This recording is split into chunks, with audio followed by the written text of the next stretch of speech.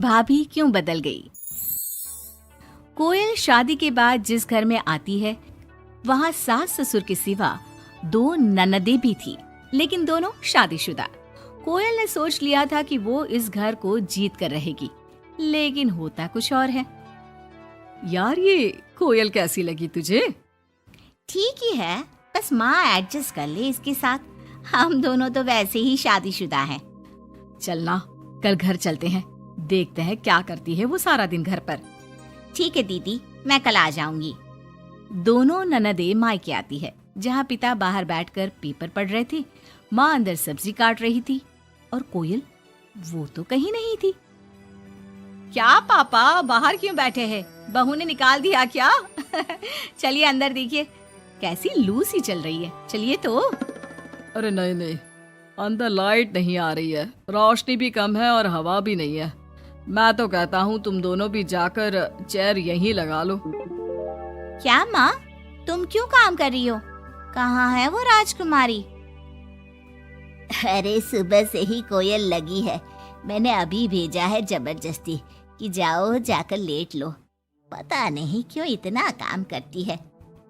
जब से आई है वक्त पर खाना पीना, वक्त पर दवाई, सब की जिम्मेदारी ले ली है उसने। वो तो हम भी कर रहे हैं ना माँ, अपने ससुराल में सभी को तो करना पड़ता है। उसमें वो नया क्या कर रही है? पापा के सफेद कपड़े कैसे पहले चमकते थे, अब देखो तो कितने मैले कुचैले लग रहे। कौन धोता है? धोती तो बहू ही है, लेकिन क्या करे बेचारी, मशीन ही खराब पड़ी है। सबके कपड़े हाथ से धोना, उसके भी तो मुलायम छोटे छोटे हाथ हैं। हाँ हाँ, और हम लोगों के हाथों में तो चक्का लगाए ना। अरे बस भी करो माँ। दोनों बहनें माँ बाप को काफी भड़काने की कोशिश करती, लेकिन कोई फायदा नहीं होता। पर कहते हैं ना, बेटी तो बेटी होती है उन लोगों के जाने के बाद। क्या बात है माँ जी, कोई आया था क्या? हाँ, वो तेरी दोनों ननदें आई थी। अरे तुम मुझे उठाया क्यों नहीं माँ? मैं भी मिल लेती ना दोनों दीदियों से। अरे ना बेटा, तभी तो तू सोने गई थी। मैंने उन लोगों को खाना बनाकर खिला दिया, चिंता ना कर।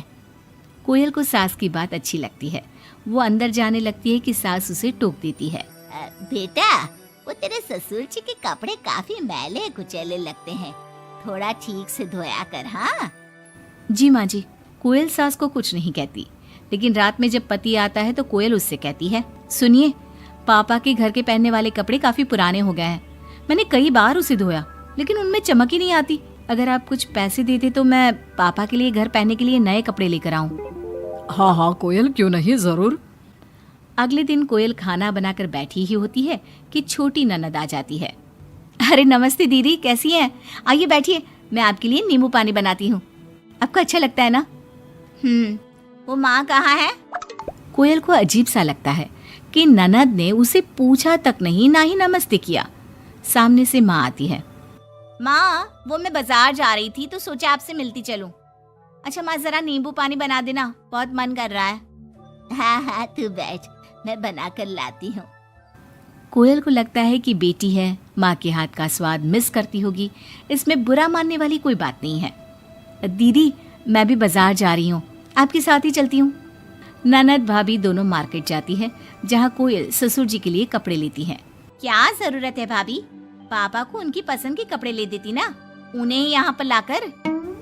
पर दीदी, पापा तो लुंगी ही पहनते हैं और एक ही डिजाइन की, तो इसमें पसंद नापसंद की क्या बात है? आपसे क्या बोलना।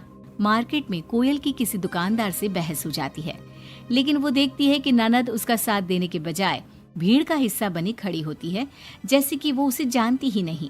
कोयल घर आती है। अरे बेटा, क्या जरूरत थी नए कपड़ों की? पापा, मैंने ना आपके कपड़े धोने की काफी कोशिश की, लेकिन वो पुराने हो गए थे ना, इसलिए ऐसे मैले से लग रहे थे। सास भी समझ जाती है कि कोयल ने कपड़े धोने में मेहनत तो की ही होगी। एक रोज फिर दोनों ननदें आती है। कोयल अब दोनों ननदों को मनाने के लिए कोई ना कोई तरकीब निकालती है। ये साड़ी दीदी को दे देती हूँ, मेरी नई साड़ी है, कम से कम साड़ी देखकर खुश हो जाएंगी।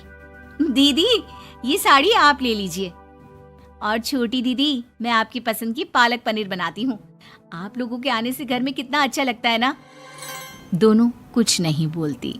अब तो जब भी दोनों ननदें घर आती, कोयल के सास ससुर को भी भड़काकर चली जाती, जिसके बाद से ही दोनों का रवैया कोयल के लिए कुछ दिनों के लिए बदल जाता। पता है कोयल, मेरी छोटी बेटी सास को घर में एक काम करने नहीं देती, सारा दिन बिठा के खिलाती है।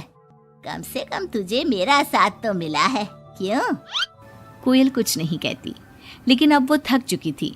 ससुराल के लोगों को प्यार से, सम्मान से साथ बांधने की कोशिश कर करके, लेकिन ननदें वैसी की वैसी ही रही। अब कोयल ने सोच लिया कि वो ननदों से बात करेगी।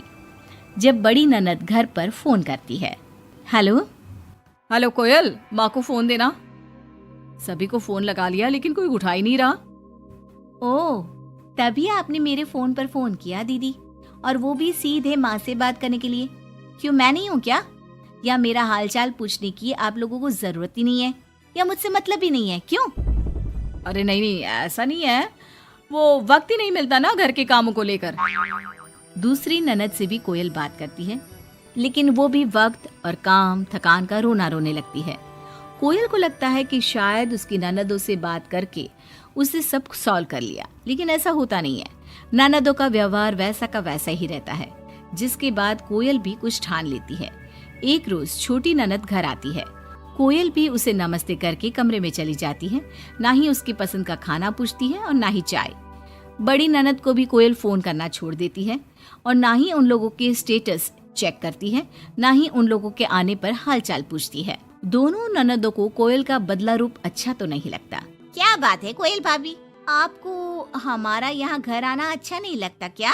लेकिन हम भी क्या करें, मायका है, माँ बाप है, तो आएंगे तो सही ना। वो काम है थोड़ा, मैं अपने कमरे में जा रही हूँ। जो भाभी ननदों के आगे पीछे लगी रहती थी, उन लोगों के खाने पीने से लेकर हर बात का ख्याल रखती थी, उसका बदला रूप दोनों ननदों को अखरने लगता है। क्या बात है कोयल, अब हम लोगों से बात भी ज्यादा नहीं करती, ना ही फोन करती है। वैसे तो आप लोग भी मुझे कभी नहीं पूछती थी ना, आती तो सीधा माँ के कमरे में।